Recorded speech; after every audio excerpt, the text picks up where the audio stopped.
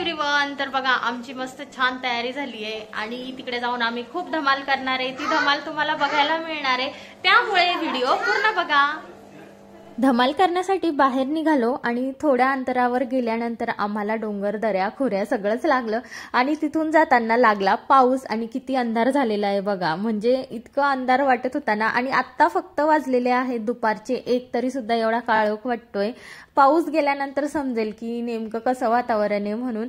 चला तर मग आजूबाजूचा निसर्ग सुद्धा खूप छान होता, म्हटलं तुम्हाला दाखवूया। आणि इथे बघा भाताची शेती केल्या जाते, मुख्यतः इंद्रायणी तांदूळ लावला जातो, कारण की लास्ट टाइम पण मी गेलेली होती ह्या ठिकाणी, तेव्हा आम्ही एका घरी गेलो होतो, तेव्हा त्यांनी आम्हाला सांगितलं की आम्ही इथे नाचणी त्यानंतर इंद्रायणी तांदूळ लावतो म्हणून। आणि इथे आजूबाजूला पूर्ण आहे ना पिवळं पिवळं झालं होतं। म्हणजे पिवळं म्हणजे काय तर सोनकी नावाचे जे छोटे छोटे फ्लावर्स असतात ना, त्यांनी हे पठार पूर्ण बहरलेलं होतं। आणि ऑक्टोबरच्या लास्ट वीक मध्ये आम्ही इथे व्हिजिट केली आहे, त्यामुळे जर तुम्ही प्लॅन करत असाल येण्याचं तर तुम्हाला हे सोनकी नावाचे फ्लावर सुद्धा दिसू शकतात। तुम्ही बघू शकता आमच्या आजूबाजूला पूर्ण फ्लावरनी हे पठार बहरलेलं आहे आणि खूप भारी वाटत होतं। म्हणजे रस्ता सुद्धा किती छान वाटतोय बघा।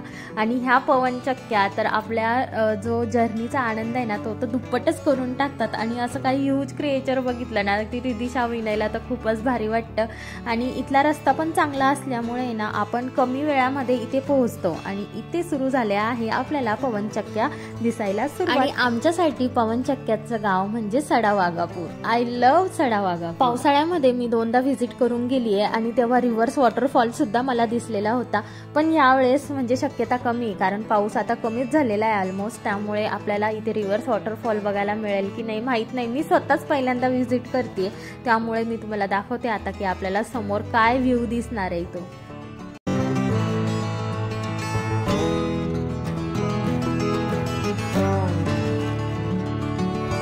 आणि आजचा व्ह्यू म्हणजे आजूबाजूला पिवळ्या कलरचे सोनकी नावाचे फ्लावर्स पठारावर आहेत, मस्त छान। आणि आकाशामध्ये ढग जमा झालेत, पण कुठेही म्हणजे असं जास्त करून धुकं वगैरे नाहीये, त्यामुळे आपण क्लिअरली सगळा व्ह्यू एन्जॉय करू शकतो। आणि इथे म्हणजे नेहमी जेव्हा मी येते ना मला ह्या पवनचक्क्या दिसतच नाहीत, पण ह्यावेळेस बघा कशा क्लिअरली दिसत आहेत। आणि हे पठारावर पाणी साचलेलं आहे, त्याच्या शेजारी ह्या पवनचक्क्या गोल गोल फिरत आहेत आणि हा नजारा खूप भारी आहे।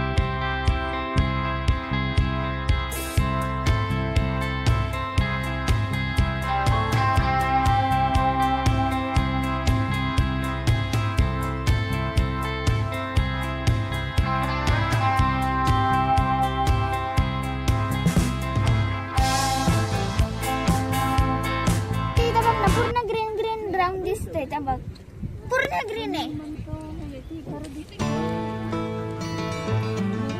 बघितलं ना सगळं ग्रीन दिसतंय, सगळं असं वाटतं ती पृथ्वी आहे।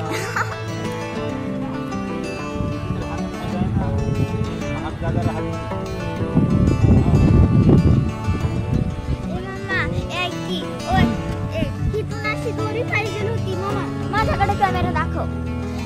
हिथून अशी दोरी बांधायला पाहिजे आणि पार त्या माउंटेन पर्यंत जायला पाहिजे होतं। असं पकडून ठेवायचं दोरीला आणि कसं त्या माउंटेन कडे जायचं, असं पाहिजे होतं ना इथं।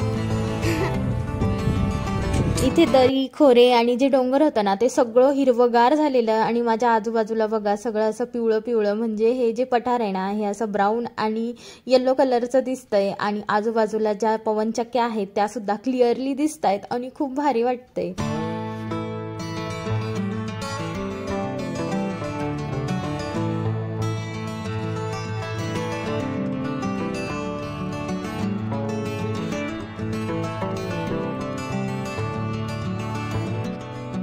विनय काय करतो?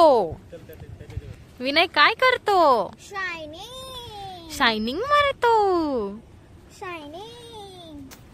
आणि आज धुकं नसल्यामुळे, ऑक्टोबर महिना चालू असल्यामुळे इथे धुकं दिसत नाहीये, पण आकाशामध्ये बघा कसे काळे ढग जमा झाले। आम्हाला तर अशी भीती वाटत होती की कधी असा मुसळधार पाऊस चालू होतो की काय म्हणून। आणि इथं आलो आहोत आम्ही बघा रिव्हर्स वॉटरफॉल कडे, आणि इथे पठारावर जास्त पाणी नसल्यामुळे इथे रिव्हर्स वॉटरफॉल आता काही तयार झालेला नाहीये आणि वारा सुद्धा जास्त जोराचा नव्हता। काय करते रिदिशा? ऑक्टोबर महिन्यातला हा व्ह्यू तर मला खूप भारी वाटला आणि तुम्हाला कसा वाटला कमेंटमध्ये नक्की सांगा। आणि इथे खाली बघा मस्त संत गतीने पाणी वाहतंय आणि जे दरीखोऱ्या आहेत ना त्यामध्ये गावंसुद्धा वसलेल्या आहेत। आणि मी सुद्धा ऑक्टोबर महिन्यामध्ये पहिल्यांदाच आली, म्हणजे रिव्हर्स वॉटरफॉल बघण्यासाठी लोक येतात खरं, पण मला असं वाटतं ना की धुकं नसलं तरी सुद्धा ह्या गावचा व्ह्यू खूप भारी वाटतो। हा पठार खूप सुंदर दिसतो, आजूबाजूला इतका छान देखावा नजारा होता आणि म्हटलं चला मग फॅमिली रील पण काढून टाकूया। आणि आम्ही इथे भरपूर रील्स पण काढल्या आणि खूप भारी रील्स येतात, तुम्ही माझ्या इंस्टाग्रामवर चेक करू शकतात। चला तर भेटूया नेक्स्ट व्हिडिओमध्ये, तोपर्यंत बाय। माझ्या अशाच नवनवीन व्हिडिओसाठी माझ्या चॅनलला सबस्क्राईब करा।